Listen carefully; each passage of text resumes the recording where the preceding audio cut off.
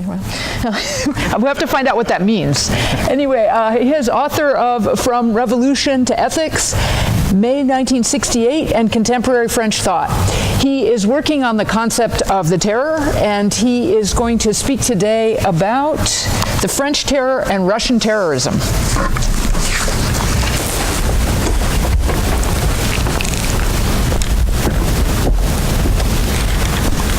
So it's obviously an honor to share the panel with such esteemed colleagues. There is a handout that I sent around. There's extra copies that can go around. It's mostly to help you keep score as I slaughter the pronunciations of Slavic names. In March 1881, Tsar Alexander II was assassinated by a member of the 2-year-old People's Will organization. The event marked the successful culmination of 15 years of failed attempts. The assassin also died in the inadvertent suicide mission. The previous year, in 1880, another member of the People's Will, Nikolai Morozov, having arrived in exile in Geneva, published an essay on the terrorist struggle. His intent was to provide an overall theory of terrorism, observing that, like nature, quote, the internal cause of revolution is eternally one and the same.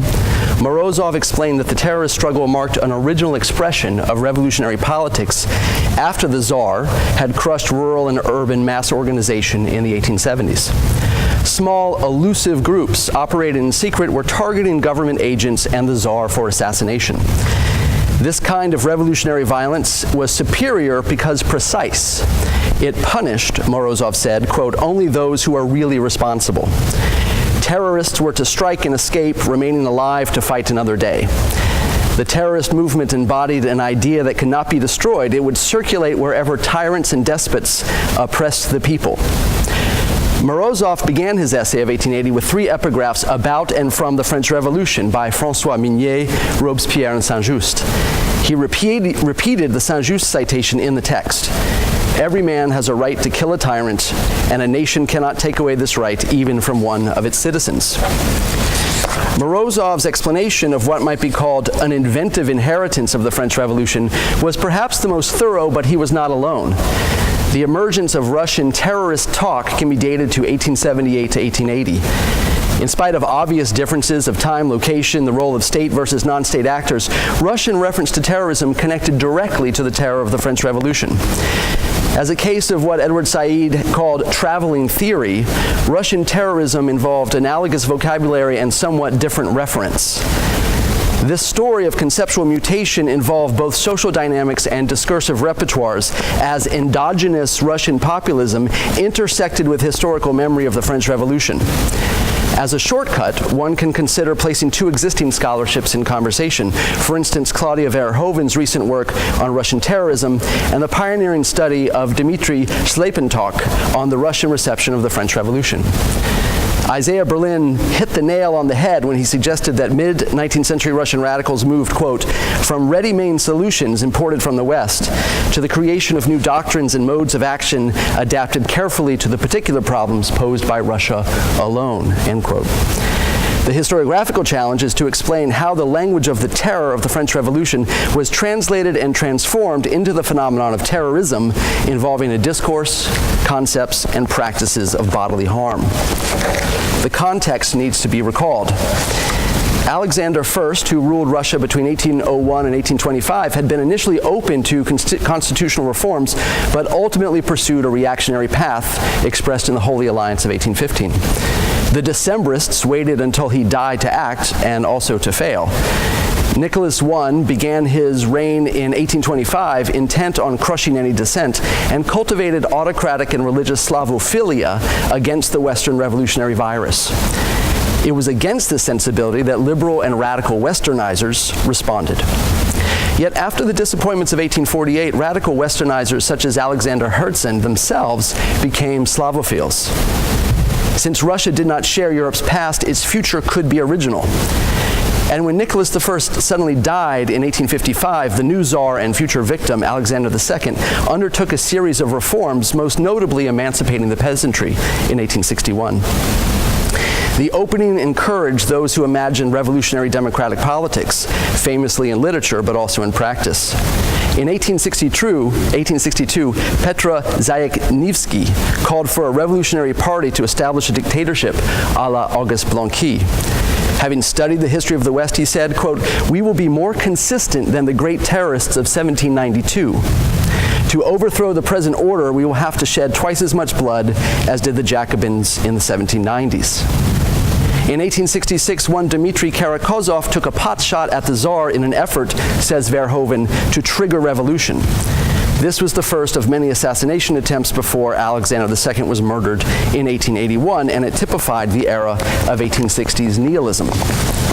The 1870s were different. The decade witnessed a cycle of populist organization, state repression, and a turn by the late 1870s to sustained radical violence. Populism can be distinguished from nihilism and anarchism, especially beginning with the Going to the People campaign of 1873, which recalls Maoist motifs later. Young radicals left the cities to work with and learn from peasants in the countryside.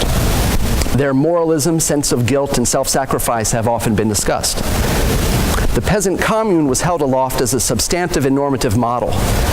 As Alexander's regime crushed this movement and unrest turned back to the cities, the organization Land and Liberty was founded in 1876. The crackdown continued, and highly publicized trials were held in 1877. The following year, Vera Zasulich shot a hated police official, but a jury declared her not guilty. Disagreements over tactics within Land and Liberty led to the People's Will breaking off as a dissident faction in the summer of 1879, and terrorism was born. It is in the light of this context that the Russian reception of the French Revolution can be read. Dmitry Schlepentok, Anatoly Narodnitsky, and others have insisted that ambiguity surrounded this reception history. Radicals, nihilists, populists, and anarchists were fascinated by the 1790s, but did not embrace the revolution as a whole. There was actual apprehension about its violence, especially the fact that it had devoured its own children, and suspicion that it facilitated the rise of bourgeois capitalism. Overall, the revolution tended to be held as a paradigmatic example of the destruction of the ancien regime, but for most, not as a model to be copied. Again, after 1848, a number of factors filtered views on French events: belief in a Russian unique path to the future, apprehension about Western violence in general, and idealization of the peasant commune as the means for bypassing capitalism and establishing socialism. Until the 1860s, however, figurations of the French Revolution tended to be abstract and not particularly well informed. This situation changed somewhat under Alexander's early reforms. Liberalization furthered interest in the revolution, as well as the circulation of publications. Some Russian radicals imagined their own revolution would begin with spontaneous violence akin to 1789 and 1792. Others wanted to distinguish good terror against the old regime from bad terror against the people. Still others embraced the necessity of Jacobin-style revolutionary government. Zajekniewski, for example, felt that the noble ends of revolution justified extermination of its enemies and that terror was legitimate as self-defense and revenge. But he also called the French Revolution, quote, great, incomparable, and unique. On another level, French historiography of the revolution played a role. Vladimir Taneyev, who conducted archival research in Paris and lectured on the revolution in the 1860s, engaged debates on circumstance and necessity in the terror. Nikolai Chernyshevsky, author of the crucial What is to be Done from 1862, read François Guizot, and Petra Lavrov commented that although Hippolyte Taine made some good points, terror was still justified. Louis Blanc and Lamartine were popular. Bringing the reception history of the French Revolution and Russian populism together in the 1870s was Petra Tukachev, the so-called Russian Jacobin. Jacobin is something of a misnomer since the Russian position was self-consciously elitist, occasionally openly advocating minority rule in the name of popular sovereignty. The tension between radical egalitarianism and elitism in Russia went back as far as the Decembrist Pavel Pesel. What the Russian version shared with French Jacobism, however, was the attempt to walk the razor's edge of representing or embodying the people. Tukachev had been led to an appreciation of the French Revolution by Sergei Nechayev, author of the famed Catechism of a Revolutionary of 1869, and also Nechayev's roommate, the Polish radical Kasper Tursky, follower of Blanqui and veteran of the Paris Commune. Tukachev advocated the use of terror by a minority at particular stages of a revolution. His voluntarist decisionism held that a small group could simply choose to act prior to popular endorsement. Indeed, precipitous action was necessary before capitalism established itself and ruined indigenous Russian communalism. At a later revolutionary stage, spontaneous popular violence would have to be channeled, curbed, and even limited. Force had to be used in order to defeat counter-revolution, prevent chaos, and refound society. The Russian Jacobism of Tukachev directly influenced the people's will, helping to turn the focus from populist organization to attacking state personnel, in a sense turning from the social to the political. The inheritance of the French Revolution, once added to native revolutionary populism, generated the new doctrine of terrorism. It was an older language for a new kind of violence. Emulation and differentiation combined in ways that ultimately generated new phenomena. Mid-19th century radicals everywhere were combining the political inheritance of the French Revolution with the social question. Russia could skip the phase of capitalist development by building on the strengths of the peasant commune collectivism, and since the Tsarist regime had successfully repressed efforts at social organization, it had to be the primary political target of revolutionary mobilization. Time was short. A few dedicated actors could directly destabilize the regime. Morozov pointed out in 1880 that terrorism was a phase of revolutionary activity that would be followed by, quote, a period of calmness and renewed mass organization. And unlike the nihilist sensibility of the 1860s, the point was to survive to fight another day. Of course, it needs to be said that once Alexander II was killed, not only did state repression kick into overdrive, but the rationale of the people's will dissipated and the group dissolved soon thereafter. The moment's dynamics and dilemmas, however, were revisited by the Russian Social Democratic Party, founded in 1898, and the Socialist Revolutionary Party, founded in 1902, to obvious consequence. By then, everyone thought they knew what the term terrorism meant, although 1917 marked yet another pivotal transformation in this conceptual history. In an era, our own, when the historically overdetermined category of terrorism structures reality, the necessity of historicizing this term, concept, and kind of violence goes without saying. The terror of the French Revolution features in this history in complicated ways. Russian radicals, circa 1878 to 1881, instigated a decisive quickening of its legacy. To be sure, their references to terror and terrorism were vague. Minimally, like Robespierre before and Leon Trotsky afterwards, the terms were synonyms for firm, unyielding force. More specifically, in the 1870s and 1880s, they referred to styles of violence, assassination, sometimes with bombs, usually with pistols and daggers. We can underscore the distinctive temporality of this violence and contrast it to the 1790s. The point here was to trigger a revolution and not to accelerate one already underway. In a complementary spatial sense, the goal was to destabilize, not, as the Jacobins had intended, to stabilize. Furthermore, in Russia, the conceptualization of terrorism preceded the key happening of Alexander II's murder. In contrast, its formulation during the French Revolution transpired largely after the pivotal event of Robespierre's death. Morozov wanted regime change. Robespierre had tried to direct and was ultimately killed by a regime of and undergoing change. The French example could not be simply applied to Russia as a ready-made solution. New doctrines were necessary.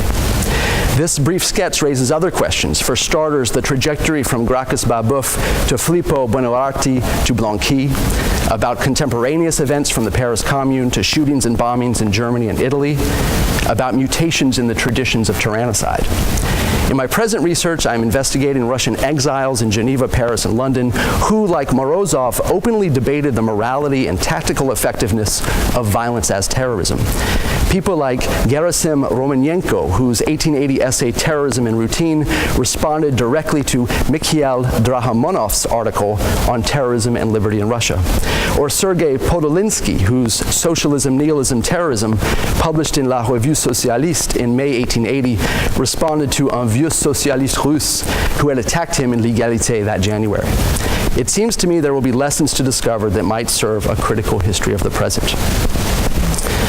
Whatever the terror of the French Revolution was, and we never cease to debate its facticity and meaning, its legacy, as this panel demonstrates, has had afterlives of its own.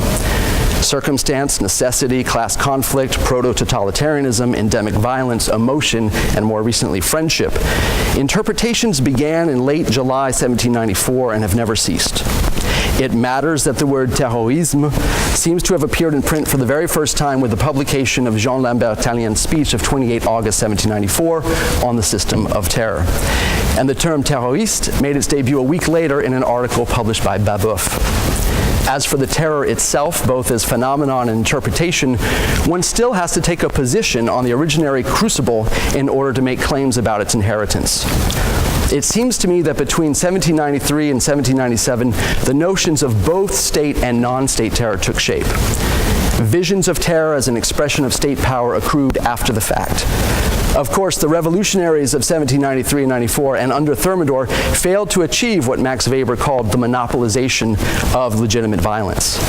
Indeed, failure to monopolize violence, as Howard Brown and others have taught us, continued after Napoleon, or continued until Napoleon, and terror henceforth carried the implications of a surplus or excess of the unmanageable. Post facto conceptualizations of the terror, from Benjamin Constant to Joseph de Maistre, posited a foreclosed moment of the revolution and also the perennial potentiality of any revolution. Babeuf in particular performed an essential role. From criticizing Robespierrean terror in September 1794 to calling on the people as virtuous terrorists to fight the Directory in February 1796, he paved the way for insurgents to embrace the title. The old mole went underground, and endless interpretations of terror, terrorism, and terrorists were born. Finally, at the heart of this legacy of the French Revolution across time and distance is a particular thematic. From Robespierre to ISIS, from Tallien to the Obama administration, violence is rationalized, justified, and legitimated according to various notions of the people. From the peuple to the Ummah, the world community of Muslims. The word, concept, and bodily harm of terrorism cannot be separated from the modern democratic imaginary. The representational gap between, on the one hand, different notions of the people, including populations, publics, peoples, who Pierre Rosanvallon tells us can never be found, and on the other hand, those who claim to speak and exercise violence in their name. Such a level precedes the tempting distinction between state and non-state actors and undergirds porous legitimacy in the 1790s, outsider violence in the 19th century, 20th century regime terror, and the sense today that only non-state actors of color can be called terrorists. The modern historical novelty that people should be free from violence conditions the very conceptual possibility of terrorism. And here we confront a truly modern, dialectical enigma since the 18th century. Ever novel forms of violence that with surprising frequency promise a world beyond violence.